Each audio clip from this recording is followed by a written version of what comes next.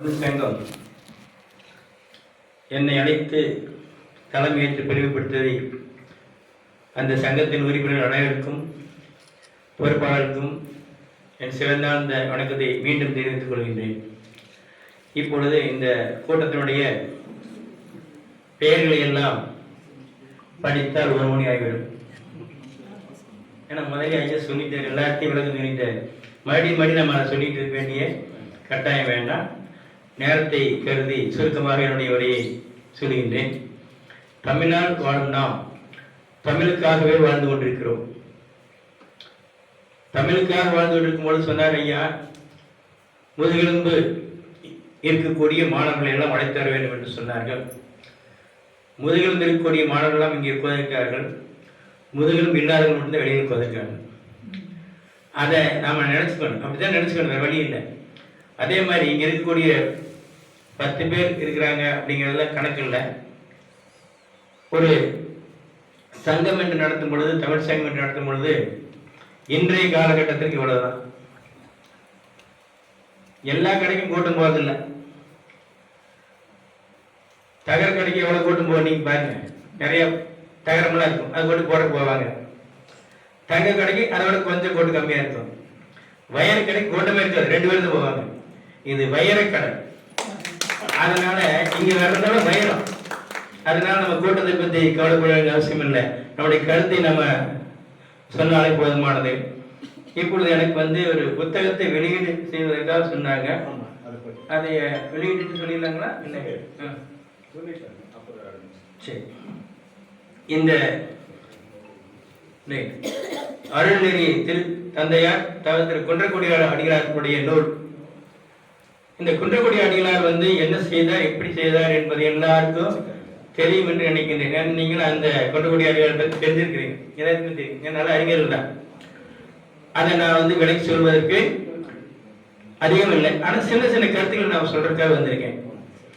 தமிழை வாழ வைக்க வேண்டும் என்று நினைத்த ஒரே ஒரு அடிகளார் குன்றக்குடி அடிகளார். 1.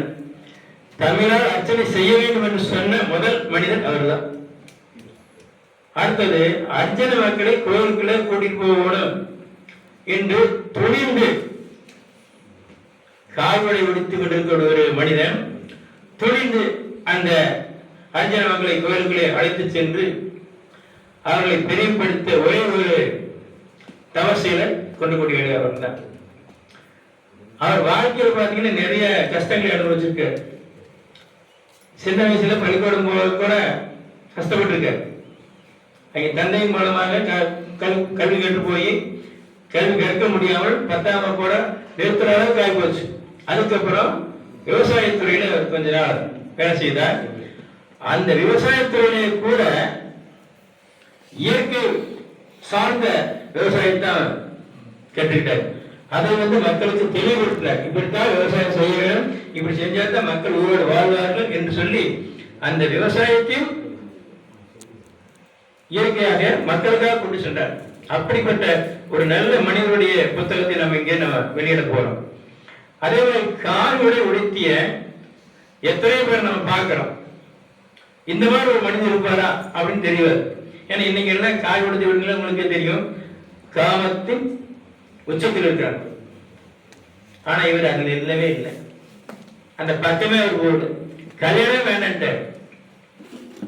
அப்படிப்பட்ட ஒரு தவசீலர் இவர். அப்படிப்பட்ட ஒரு பேராண்மை மிக்க ஒரு தலைவர். இவரை பற்றி நம்ம தெரிந்து கொள்வதை விட மாணவர்களுக்கு பாடத்திட்டத்தில் வந்தால் மிக சிறப்பாக இருக்கும். ஏன்னா எதிர்கால மாணவர்களுடைய வாழ்க்கை அந்த பாதையில் செல்லக்கூடிய ஒரு பாதையாக இருக்கும். அப்படிப்பட்ட ஒரு தலைவர் தான் இவர்.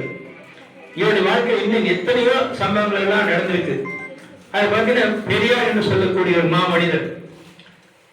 அவரோட எப்படி இவர் சேர்ந்தாரு, ஈரோட்டுக்கு கூப்பிடுறாங்க. அப்ப ஈரோட்டுல நான் போலாமான்னு சொல்லி தன்னுடைய ஆட்களை கேட்கிறாரு. ஈரோட்டுக்கு எங்க நீங்க போறீங்க? பெரியார் வர சொல்றாங்க. பெரியார் வரக்கூடாது, அவர் பெரிய மனிதர், வயசுல பெரியவர், அவரால் நடக்க முடியாது, அப்படிப்பட்டவர் நம்ம எங்க கூப்பிடணும், நாமளே போலாங்கிறாங்க. பெரியார் கேட்கிறாங்க, ஐயா குன்றக்குடியில நீங்கள் சந்திக்கிறீங்க, நீங்க என்ன சொல்றீங்க? நாம அவர் இங்க வர வேண்டாம்னு சொல்லிடு, ஏன்னா மக்களால் மதிக்கப்பட்ட ஒரு மாபெரும் தலைவருங்கிறார். பாருங்க, அதாவது அந்த கால தலைவர்களுக்கு இவ்வளவு மதிப்பு மரியாதை கொடுக்குறாங்க பாருங்க. இந்த காலத்து அப்படியே இருக்குது. கட்சியில என்ன நடக்குன்னு தெரிய மாட்டேங்குது. காலையில் பேச்சு பேசுறேன், சாயந்தரம் பேச்சு பேசுறேன், அடுத்த நாள் அவனத்திட்டு விவரத்திட்டுறேன். ஆனா ஒரு எதிரே ஒரு கடவுள் இருக்கிறது என்று சொல்லக்கூடிய ஒரு மாமனிதனும் கடவுள் இல்லை என்று சொல்லக்கூடிய ஒரு மாமனிதனும் இருவரும் எப்படி ஒரு நட்பு கொண்டு இருப்பாங்க. அவங்க கொள்கை வேற, இவருடைய கொள்கை வேற. அவர் காவி, இவர் கருப்பு.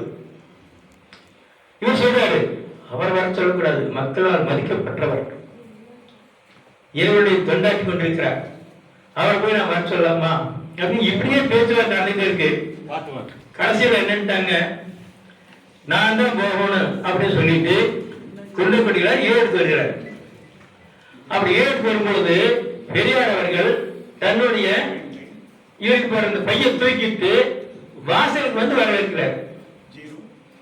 எப்படிப்பட்ட நட்பு பாருங்க, எப்படி மரியாதை கொடுக்காரு பாருங்களேன். அதுதான் பெரியார்.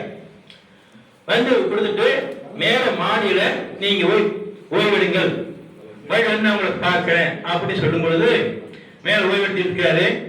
அதுக்கப்புறம் கேட்கிறார், அடியில நாம கீழே போயிடலாம், ஏன்னா பெரியார் மேல வர முடியாது, படிக்கட்டே எதுக்கு வரணும் அப்படிங்கும்போது இருங்க நான் எதுவும் கேட்டு சொல்றேன் அப்படிங்கும்போது பெரியாரே மேலே வந்துடுறாரு, படிக்கட்டே வர்ற வந்தது.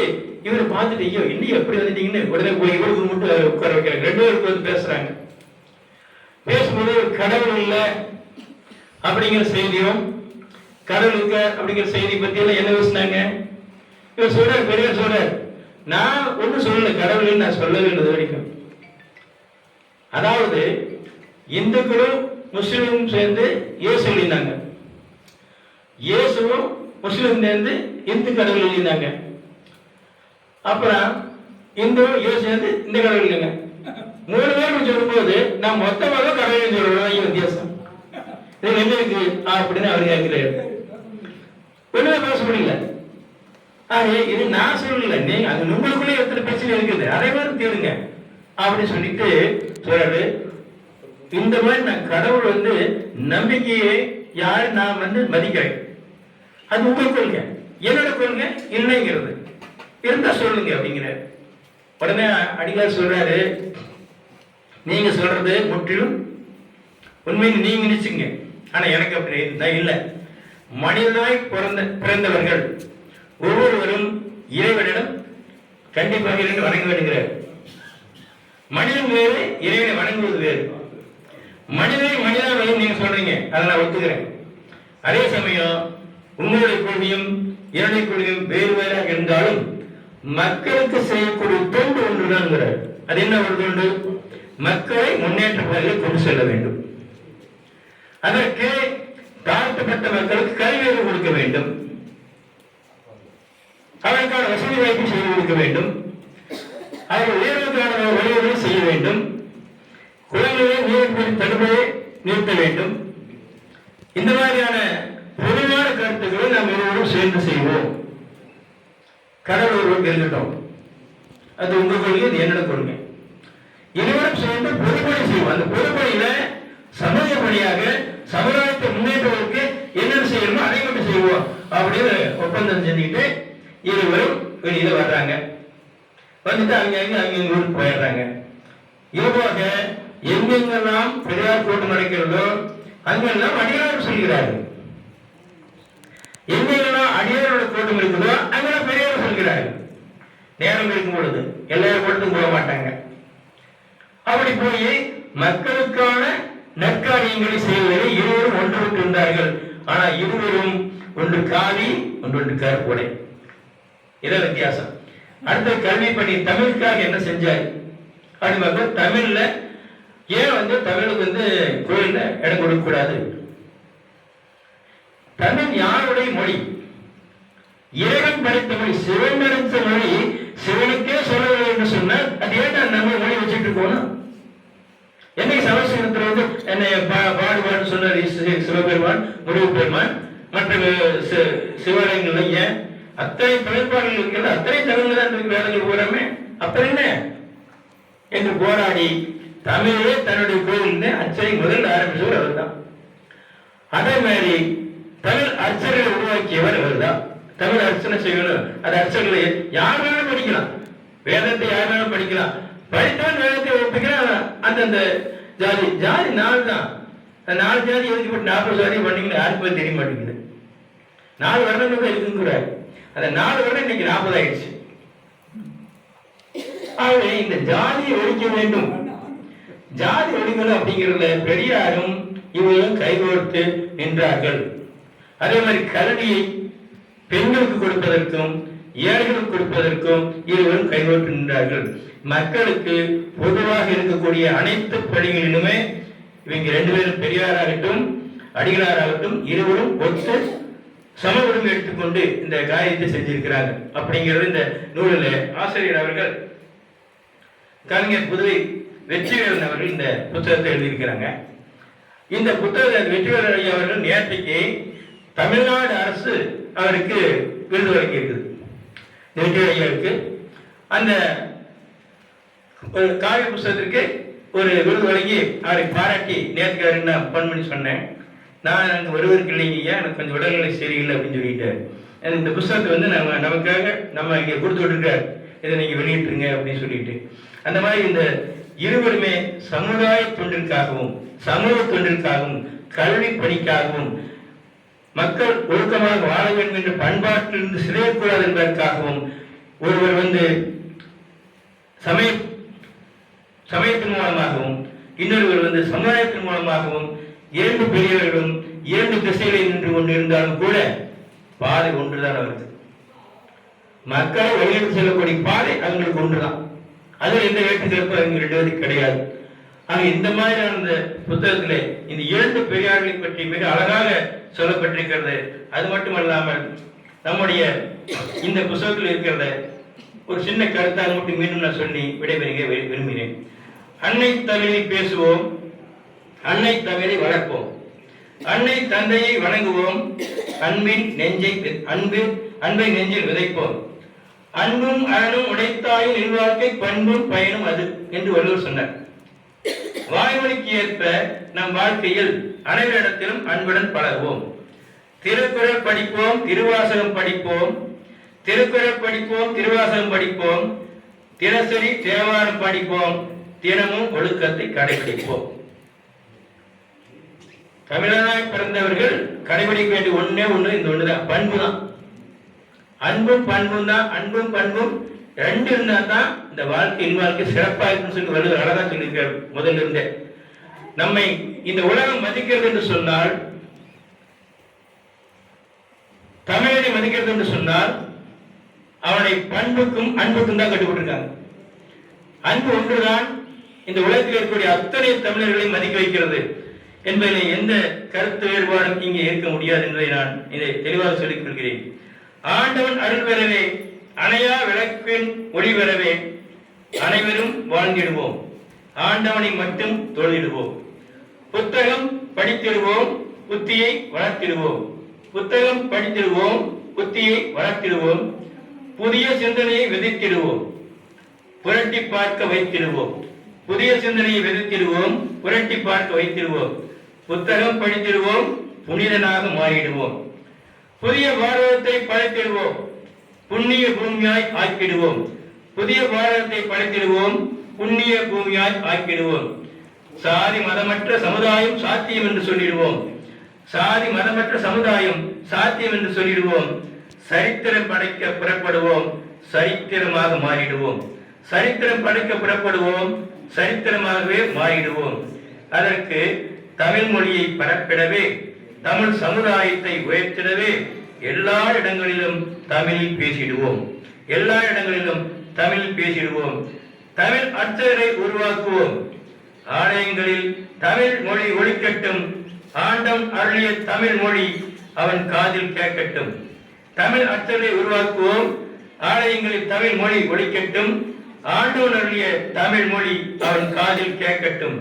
தமிழ் மொழி வளர பாடுபட்ட அத்துணை உள்ளங்களுக்கும், தமிழ் மொழி வளர பாடுபட்ட அத்தனை உள்ளங்களும் வளரட்டும். எதிர்கால சமுதாயம் தமிழ் மொழி பேசி வாழட்டும். எங்கும் தமிழ் எதிலும் தமிழ் என்ற பாரதியின் வாக்கு மெய்ப்பட வேண்டும். எங்கும் தமிழ் எதிலும் தமிழ் என்ற பாரதியின் வாக்கு மெய்ப்பட வேண்டும். அதற்கு தமிழ் நெஞ்சங்கள் உழைத்திட வேண்டும். அதற்கு தமிழ் நெஞ்சங்கள் உழைத்திட வேண்டும். வாழ்க தமிழ், வளர்க தமிழ் என்று என்னுடைய உரையை முடிக்கும் முன் இந்த சின்ன பையனை பத்தி எனக்கு கொஞ்சம் சொல்ல வேண்டியிருக்கு. எத்தனை பெரியவர்கள் மத்தியில இந்த வயசுல மிக அற்புதமாக கொஞ்சம் கூட தடுமாற்றம் இல்லாமல் வள்ளலாரை பற்றி பேசியது மிக அருமை. இவன் ஒருவன் போதும் இந்த தமிழ் வளர்வதற்கு. வள்ளலார் காட்டிய வழியில யாரெல்லாம் செல்கிறார்களோ அவரெல்லாம் உயர்ந்து கொண்டே இருப்பார்கள். இந்த மாதிரி ஒரு விதையை நாம் இன்னும் தேடி தேடி கண்டுபிடிக்க வேண்டும். இந்த விதையை நாம் நட்டுவிட்டால் நாம் பேச வேண்டிய அவசியமே அது, அவர்களே பேசிக் கொள்வார்கள். ஆகவே இந்த சிறு வயதிலே இங்கே கொஞ்ச நேரத்தில் நாளைக்கு தான் தைப்பூசம், ஆனால் இன்றைக்கே தைப்பூசத்தை உருவாக்கி விட்டார் அந்த மாணவன். அவன் அற்புதமா பேசினான். தைப்பூசத்துல நாங்க பேசுறது இவன் பேசிட்டு இருக்கான். அந்த மாதிரி ஒரு அருமையான ஒரு முத்து இந்த தமிழ் சங்கத்திற்கு கிடைத்திருப்பதை நினைத்து பெருமைப்பட்டு என்னுடைய உரையை முடித்து கொள்கிறேன். நன்றி, வணக்கம்.